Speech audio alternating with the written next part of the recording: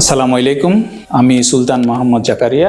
আমি আপনাদের সন্তান। আমার জন্ম শানবাগ উপজেলার ৩ নম্বর ডুমুরি ইউনিয়নের করিকোট গ্রামে। আমার জন্ম এবং বেড়ে ওঠা আপনাদের এলাকায়। আমি অনেক সময় ধরে আপনাদের সন্তান হিসেবে আপনাদের আলো ছায়ায় আমি বেড়ে উঠেছি। আমি আসন্ন ত্রয়োদশ জাতীয় সংসদ নির্বাচনে নোয়াখালী ২ শানবাগ সোনাইমুড়ি আংশিক আসনে ১১ দলীয় জোট থেকে এনসিপি মনোনীত প্রার্থী হিসেবে শাপলাকলি প্রতীক নিয়ে আপনাদের দরবারে হাজির হয়েছি। আপনারা দীর্ঘদিন ধরে যেই রাজনীতি দেখেছেন, যে রাজনীতি মানে পেশি শক্তির মহড়া, রাজনীতি মানে অহংকার, উদ্ধত্ত, মানুষকে অপমান করা, রাজনীতি মানে অনেক টাকা লুট করা, দুর্নীতি করা, আমি সেই রাজনীতির বিরুদ্ধে দাঁড়িয়ে আমাদের তরুণরা ২৪-এ যে রাজনীতি আসতে চেয়েছে সেই রাজনীতির আমি একজন প্রতিনিধি হয়ে এসেছি। আমরা শাসক হিসেবে নয়, আমরা সেবক হয়ে এসেছি। আমরা চাই যে বাংলাদেশের রাজনীতিতে পেশি শক্তি থাকবে না, চাঁদাবাজি থাকবে না, দুর্নীতি থাকবে না। আমি আপনাদের সকলের দোয়া প্রার্থী, ভালোবাসা প্রার্থী, এবং আমরা সবাই মিলে একটা সুন্দর শানবাগের জন্য, সুন্দর সোনাইমুড়ির জন্য আমরা যাতে